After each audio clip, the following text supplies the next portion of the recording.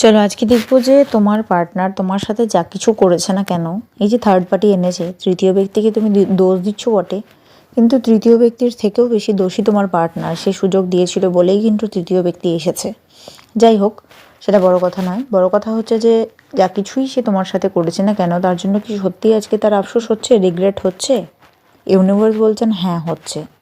হ্যাঁ, প্রথম কার্ডটাই হচ্ছে 5 অফ কাপস, যেটা নাকি বলছে যে সেই যে তোমাদের পুরনো দিনগুলো যেটা হারিয়ে গেছে, সে কিন্তু এখনও পর্যন্ত সেটাকে মিস করে, এবং তার এটা মনে হয় যে সে এই যে তোমাকে ছেড়ে চলে গেছিলো সেটা সে ঠিক করেনি, সেটা কোথাও গিয়ে তার ভুল ছিল, এবং সেটা ভেবে তার কিন্তু আফসোস হয়।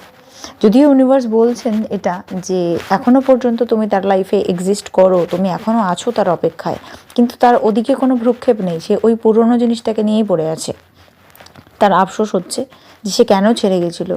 সে চায় কিন্তু এই থার্ড পার্টি থেকে বেরিয়ে আসতে, তোমার সাথে ব্যালেন্স করতে, এবং সে কিন্তু নিজেকে হিল করার চেষ্টা করছে, নিজেকে ব্যালেন্স করার অনেক রকমভাবে চেষ্টা করছে। ইউনিভার্স তাকে রাস্তা দেখাচ্ছেন ঠিকই, কিন্তু ওনার না এখনও পর্যন্ত প্রপারলি অ্যাওয়েকেনিং হয়নি, যে কারণের জন্য উনি রাস্তা দেখেও দেখছেন না। বাট এটাতে টাইম লাগবে, মানে রিগ্রেট হচ্ছে, কিন্তু হলেও না, মানে প্রপারলি যে রিগ্রেশনের কনফেস তোমাদের সামনে করা, যেটা তোমরা বুঝতে পারবে, সেই জায়গাতে আসতে কিন্তু সময় লাগবে। ওকে, মানে ভেতরে ভেতরে তরপানি হচ্ছে, কিন্তু তোমরা দেখতে পাচ্ছ না সেটা।